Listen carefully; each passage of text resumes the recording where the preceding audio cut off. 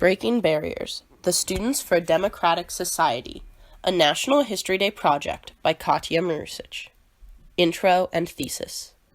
The 1960s was a great era of change in the United States, from the Civil Rights Movement and the Stonewall Riots to the anti-war protests. The 1960s saw large groups of previously marginalized people rise up to fight oppression. These movements were mainly organized by students, who banded together to fight the inequality that they observed in their everyday lives. These students were often violently opposed by local police and even by the U.S. government, yet they persisted to build organizations and protests that made their voices heard across the United States. One such organization was the Students for a Democratic Society, who fought against U.S. imperialism by opposing the draft, fighting racism, and helping to spark discussions about radical social changes which continue to influence politics to this day. Origins of the SDS.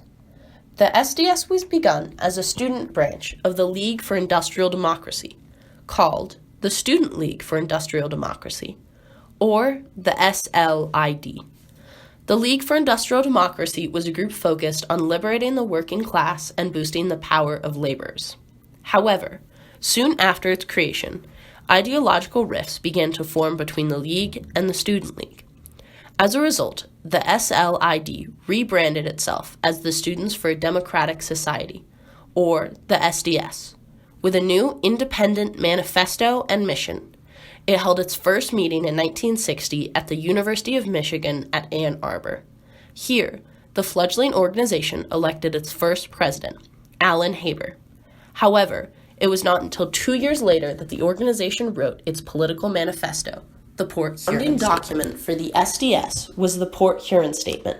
Written in Port Huron, Michigan, the manifesto described the disillusion that the authors felt within the United States.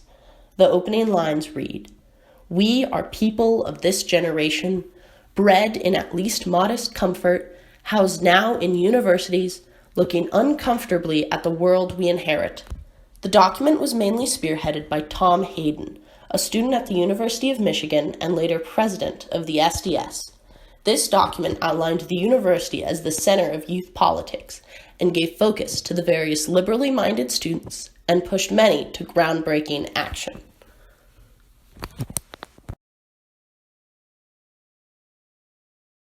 Early activism.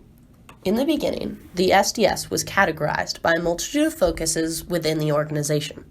Inspired by the Civil Rights Movement, many members focused on fighting for the equality of people of color within the United States. Other early projects included helping those in inner-city neighborhoods and those living in poverty.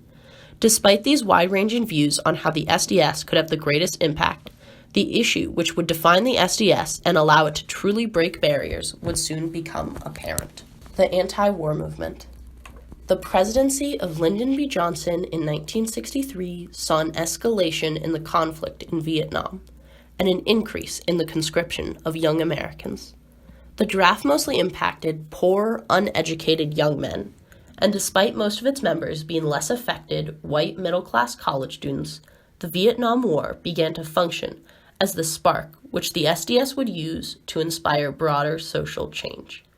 Members of the SDS immediately noticed the inequitable impact of the draft and the injustice of this current example of U.S. imperialism. The SDS began to organize mass protests on college campuses to fight against the continuation of the conflict. Attacks on college campuses. The SDS found the most traction against the war on college campuses, as many of the SDS's policies and protests went hand-in-hand with civil rights student groups and other leftist student organizations, which allowed the SDS to gain a wide following. The SDS used numerous sit-ins and protests on active college campuses to make their voices heard. Teach-ins at the University of Michigan spread to other college campuses. At these protests, students objected to imperialist policies which sparked and perpetrated the Vietnam War, as well as university backing of the war. Many students protested their school's ROTCs and school board endorsements of the war. The famous sit-in and takeover of several buildings at Columbia in 1968 increased the SDS's visibility and began to have an impact on the wider discussion of the war. The sit-ins on college campuses created national media attention and drew the interest of the United States government. The takeover of Columbia was ended with a violent removal by police forces, which increased the SDS's visibility and amplified their message. Many universities buckled under the pressure by students and media, decreasing their open endorsements of the Vietnam War. The protests organized by the SDS also made the arguments against the war a national issue. With all of its groundbreaking rhetoric against the government's policies, the SDS drew the attention of the United States government, leading to an investigation by the Committee of Internal Security. The report was titled SDS Plans for America's High Schools and outlined the supposed great risk posed by the SDS attempted membership expansion into high schools.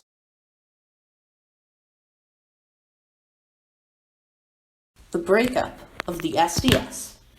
By the end of the 1960s, the SDS and its membership had grown, welcoming all sorts of radicals and their ideas.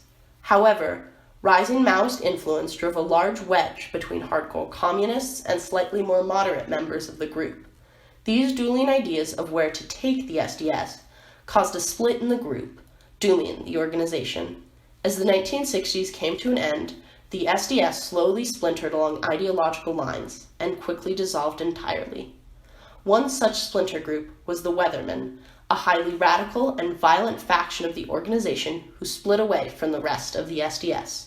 Some describe the Weathermen as a terrorist organization, having built and detonated several bombs in the early 1970s and inducing an FBI manhunt.